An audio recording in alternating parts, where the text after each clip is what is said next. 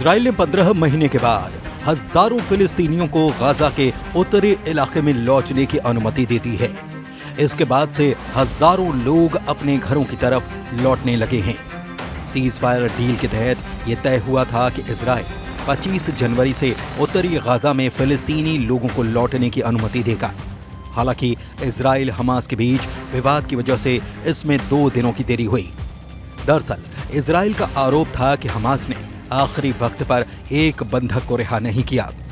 हजारों की तादाद में फिलिस्तीनी कई दिनों से सीमा पार करने का इंतजार कर रहे थे। जैसे ही इजराइल की सहमति मिली, हजारों लोग नेतजारिक कॉरिडोर से गाजा के उत्तरी हिस्से की तरफ बढ़ने लगे। इजराइल ने हमास से जंग शुरू होने के बाद गाजा के उत्तरी हिस्से को खाली करा दिया था। इसके बाद 10 लाख से ज्यादा लोग उत्तरी गाजा से दक्षिणी गाजा की तरफ पलायन कर गए थे। इसके बाद इजरायली सेना ने वहां पर हमला किया और उस इलाके को सील कर दिया था।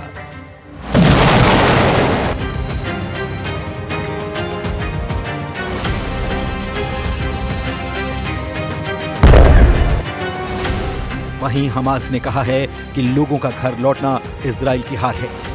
हमास ने गाजा के विस्थापितों की घर वापसी को अपनी जीत बताया है। हमास ने कहा कि गाजा पर इजरायली कब्जे का प्लान फेल हो चुका है। लोगों का अपने घर लौटना इजराइल की हार का संकेत है। इजराइल ने सोमवार सुबह 9 बजे नजरिम कॉरिडोर को खोल दिया।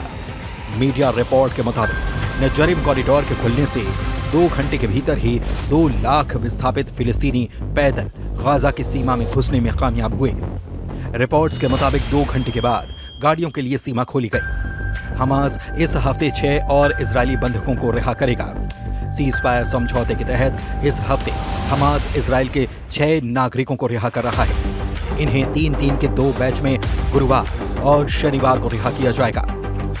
इसके बदले में इजराइल आज यानी कि सोमवार 27 जनवरी से नॉर्थ गाजा में फिलिस्तीनी नागरिकों को वापस लौटने की अनुमति देगा। इजरायली प्रधानमंत्री बेन्यामिन नेतन्याहू ने इसकी जानकारी दी। रिहा होने वाले बंधकों में 2 महिलाएं अरबेल यहूद और अगर बर्गर शामिल हैं। इन्हें हमास ने 7 अक्टूबर 2023 को बंधक बना लिया था।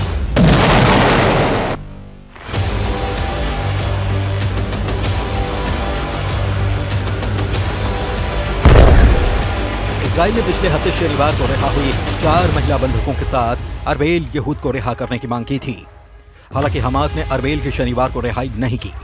इसे इजराइल ने सीज फायर का उल्लंघन बताया था। सीज फायर समझौते के तहत अब तक हमास ने इजराइल के 7 बंधकों को रिहा किया है। ये सभी महिलाएं हैं। इनके बदले में इजराइल ने 300 से ज्यादा फिलिस्तीनी कैदियों को रिहा किया है। हमास ने रविवार को बचे हुए बंधकों की लिस्ट इजराइल को सौंप दी है। इजराइल हमास के बीच 19 जनवरी से सीज फायर शुरू हुआ है। सीज फायर का पहला फेज 42 दिन का है। इस दौरान इजराइल के सभी बंधकों को रिहा किया जाएगा।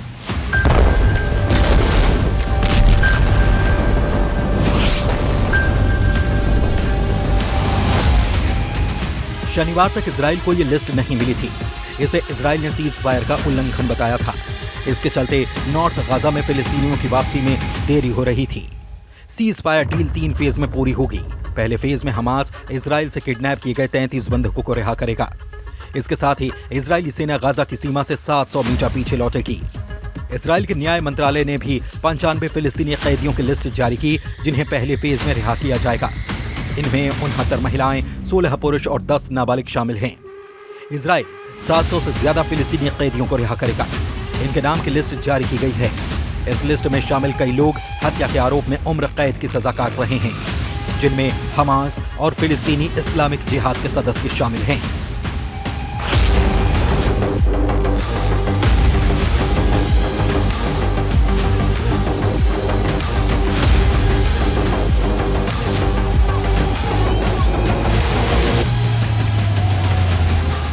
पंद्रह जनवरी को जो बाइडेन ने कहा था कि ये डील 19 जनवरी यानी कि रविवार से 3 फेज में शुरू होगी, जिसमें 42 दिन तक बंधकों की अदला बदली की जाएगी। पहला फेज 19 जनवरी से 1 मार्च तक का होगा। इस दौरान गाजा में पूरी तरह से युद्ध विराम रहेगा। हमास 33 इजरायली बंधकों को रिहा करेगा। इजराइल रोजाना अपने एक बंधक के बदले 33 फिलिस्तीनी बंदियों को रिहा करेगा। हर एक इजरायली महिला सैनिक के बदले 50 फिलिस्तीनी बंदियों को रिहाई मिलेगी। वहीं दूसरा फेज पहले फेज के 16वें दिन यानी कि 3 फरवरी तक का होगा। सब कुछ ठीक रहा तो दूसरे फेज की योजना पर बातचीत शुरू हो जाएगी। इस दौरान कोई भी हमला नहीं किया जाएगा। जिंदा बचे हुए बाकी बंधकों को रिहा किया जाएगा।